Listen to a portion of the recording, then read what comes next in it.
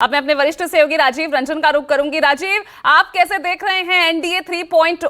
क्योंकि अब तो ये मोदी कैबिनेट नहीं कही जा सकती, अब तो एनडीए कहा जाएगा। खुद प्रधानमंत्री भी जब भाषण दे रहे थे संसदीय दल की बैठक में, जब नेता चुने जाने के बाद, तो वो भी एनडीए ही इसको बार बार दोहरा रहे थे। एक बार भी उन्होंने मोदी गवर्नमेंट ऐसा कुछ जिक्र किया नहीं।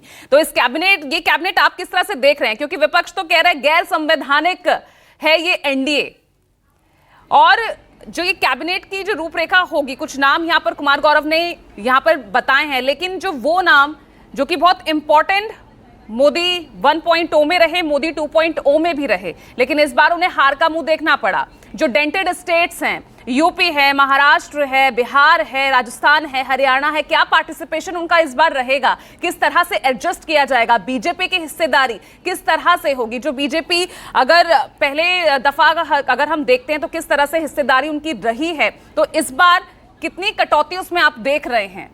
कितने स्थिर, कितनी मजबूत नजर आ रही है आपको?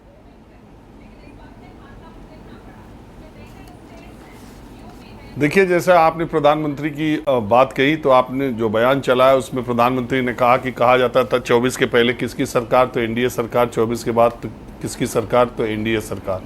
अब देश में कोई पोस्टर, कोई बैनर, कोई होर्डिंग अगर 2024 चुनाव के समय या उससे पहले एनडीए सरकार की लगी हो और किसी ने देखी हो तो बताइए। हर तरफ मोदी सरकार, मोदी सरकार, मोदी सरकार, मोदी की गारंटी, मोदी सरकार की ही आपको पर्चे, होर्डिंग, बैनर, हर जगह यही दिखाई दे रहा था। बहरहाल मैंडेट अब एनडीए सरकार का है।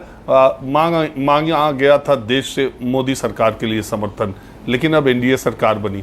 देखिए, मंत्रिपरिषद और विपक्ष चाहे जो कुछ भी कह ले, लेकिन ये एनडीए का चुनाव पूर्व गठबंधन है। नीतीश कुमार और नायडू चुनाव से पहले गठबंधन करके चुनाव में गए थे, और इन लोगों को एनडीए को देश ने समर्थन दिया है, और वो बहुमत के पार है। सरकार बनाने का उसका पूरा अधिकार है। सबसे बड़ी पार्टी भी बीजेपी है। विपक्ष चाहे जो बात कह ले, लेकिन ये बात इसमें, चूंकि विपक्ष को ये कहना है कि प्रधानमंत्री मोदी पूर्ण बहुमत से नीचे रह गए, इसलिए देश ने उनको नकार दिया है, इसलिए उन्हें नहीं शपथ ग्रहण करना चाहिए। लेकिन अगर आप दूसरी तरफ से देखें तो किसी को ऐसा जन समर्थन नहीं दिया है, और सबसे ज्यादा बड़ी पार्टी के तौर पर आज भी भारतीय जनता पार्टी है।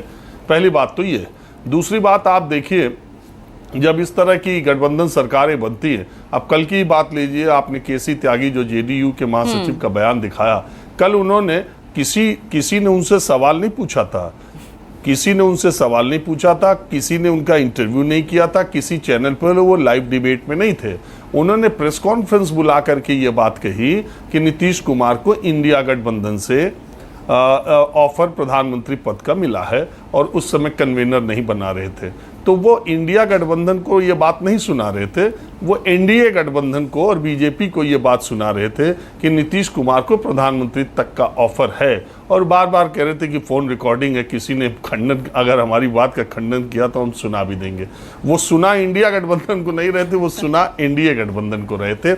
और यही गठबंधन की राजनीति, दबाव की राजनीति, दबाव की टैक्टिक्स सहयोगी दल अपनाते हैं जब उनकी संख्या की जरूरत किसी भी सरकार के स्थिर होने के लिए पड़ती है। जहां तक आपने मंत्रियों की बात कही, शपथ ग्रहण हो ही रहा है, और तमाम लोग मंत्री पद की शपथ लेंगे।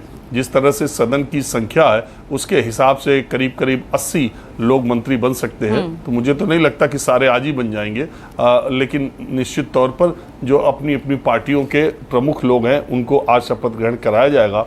और जो आपने राज्यों की बात कही, तो सबसे ज़्यादा हम लोग तो उत्तर प्रदेश के रहने वाले हैं, तो इसलिए सबसे ज़्यादा निराशा उत्तर प्रदेश के लोगों को होगी। हालांकि प्रधानमंत्री उत्तर प्रदेश से ही आते हैं, लेकिन जिस तरह की संख्या उत्तर प्रदेश में आधे से के करीब हो गई है, तो निश्चित तौर पर केंद्रीय मंत्रियों की संख्या भी आधी हो जाएगी। और जो केंद्रीय मंत्री उत्तर प्रदेश से आते थे उसमें से ज़्यादातर लोग हार भी गए हैं। तो जो जीते हुए मंत्री है शायद वो फिर से मंत्री बन जाए। कुछ नए चेहरे, चौंकाने वाले चेहरे उत्तर प्रदेश से भाजपा से हो सकते हैं, लेकिन बहुत जो वो चेहरे जो चर्चा में रहते थे वो सारे अजय मिश्र टेनी हो या स्मृति ईरानी हो, तो संजीव बालियान हो, वो सारे मंत्री तो कई चुनाव हार चुके हैं।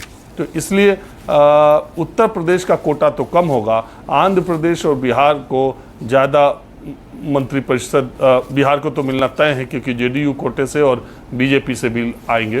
तो इस तरह से राज्यों के लिहाज से महाराष्ट्र का भी कोटा, महाराष्ट्र के भी मंत्री कम दिखाई देंगे और उत्तर प्रदेश को भी नुकसान। जहाँ जहाँ एनडीए को नुकसान हुआ है, बीजेपी को नुकसान हुआ है, वहाँ मंत्रियों की संख्या निश्चित तौर पर स्वाभाविक है कि कम हो जाएगी। ठीक है, तो अब ऐसे में चलिए अब राजनीतिक चर्चा शुरू कर लेते हैं।